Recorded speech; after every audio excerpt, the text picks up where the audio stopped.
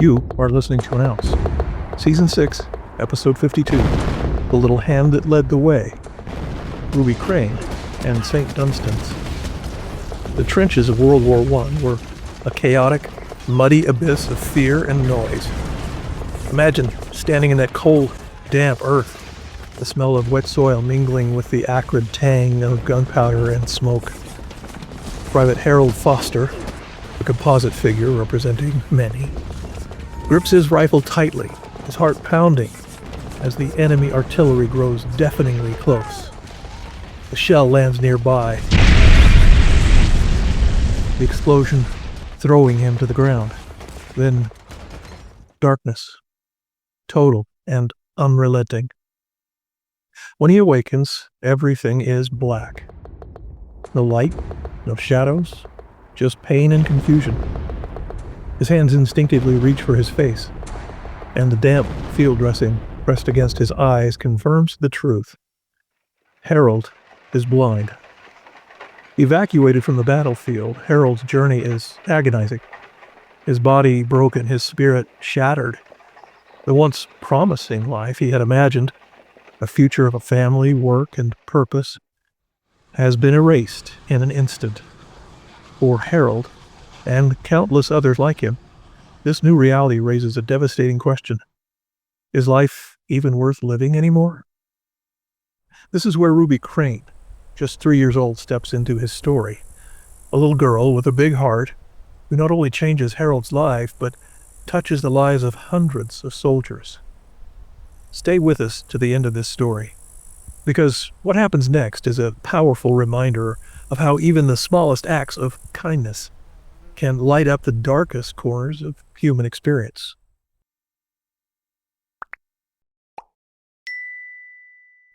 A place of healing. Harold's despair eventually leads him to St. Dunstan's Hostel for Blinded Soldiers and Sailors at Regent's Park in London. Founded in 1915 by Sir Arthur Pearson, a publisher who himself was blind. St. Dunstan's was a revolutionary facility. Its mission was bold: to help blinded servicemen regain independence and hope. Upon arrival, Harold is overwhelmed by the unfamiliar sounds of the hostel. The tapping of white canes, the encouraging voices of instructors, and the occasional burst of laughter. The concept of laughter in a place like this feels foreign to him. He is introduced to the rigorous programs designed to teach Braille, typing, and skills like weaving or poultry farming, but Harold feels paralyzed by the enormity of the challenge. Then one morning, as he sits quietly in the hostel's garden, wondering if he'll ever feel whole again, he feels a tiny hand slip into his. Ruby's touch. That hand belongs to Ruby Crane, a 3-year-old girl who has become a familiar presence at St. Dunstan's. Ruby, born in 1912, is the daughter of one of the hostel's staff members. She spends her days wandering the facility, curious and fearless, a small bundle of energy in a world of wounded giants. But Ruby doesn't see broken men. She sees potential playmates. Without hesitation, she tugs on Harold's hand and declares, "Come with me." She persists with a little tug.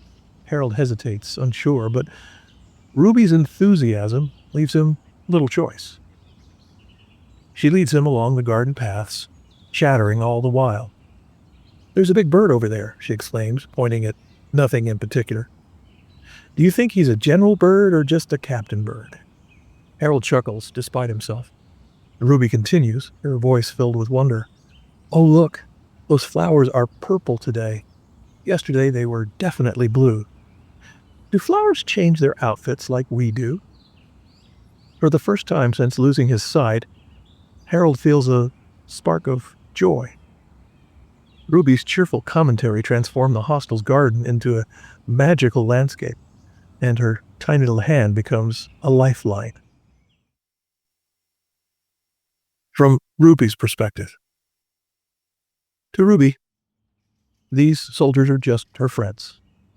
Each morning she burst into the hostel, asking eagerly, "Where do you want to go today?"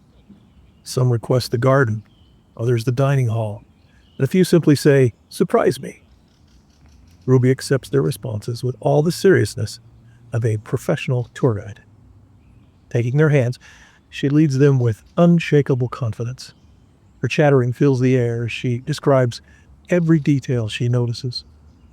Ruby's silly questions and innocent remarks remind the soldiers of their own children or siblings, grounding them in memories of love and laughter. It's no wonder the soldiers begin affectionately calling her their little commanding officer. They joke about her missions and briefings, and more than one blind veteran quips that Ruby has better leadership skills than some of their former commanders. Ruby's presence is more than just a distraction. It's a lifeline. In a world of uncertainty and loss, she offers her friends something no therapist or training program can: hope, wrapped in the form of a giggling, chattering little girl. The ripple effect. Ruby's impact spreads far beyond Harold. Her small daily acts of kindness become a symbol of resilience and hope at St. Dunstan's. Soldiers often share stories about their little Ruby, who led them with a firm grip and a cheerful heart. Newspapers of the time reported on Ruby's unique role, and visitors to the hostel marveled at the tiny little girl who fearlessly took on the task of guiding men through their darkest days. Her actions resonated deeply, reminding everyone that healing isn't just physical, it's also emotional. Harold, like many others, gradually rebuilt his life. Through training at St. Dunstan's, he learns to type and master other skills that give him a renewed sense of purpose. But he never forgets the little girl who first made him believe that life was still worth living. In this poignant story of simple kindness and service by Ruby Crane, there are many wee ounces of wisdom, but for now, let's focus on just this one. Ruby Crane may have been just a little child, but her impact was monumental. In a time of unimaginable loss and suffering, her small hand held the power to change lives. Her story is a reminder of the enduring power of kindness and the profound effect that even the smallest among us can have. The soldiers Ruby guided at St. Dunstan's referred to as their commanding officer. But it's clear she commanded something far greater: the ability to inspire hope in the hopeless. So here's an ounce. As we reflect on the legacy of little Ruby, let's remember this. Sometimes the simplest acts, a hand hold, a kind word, or even a silly question can help guide someone from darkness back into the light. And that's it. An ounce submitted for your consideration. Thank you so much for watching. Hope you enjoyed this episode about little Ruby in the World War I hostel of St. Dunstan's. If you did, please give us a like, share, thumbs up, hit the notification bell. We really need your help. And doing those things will help raise our profile so others can learn about us too. Thanks.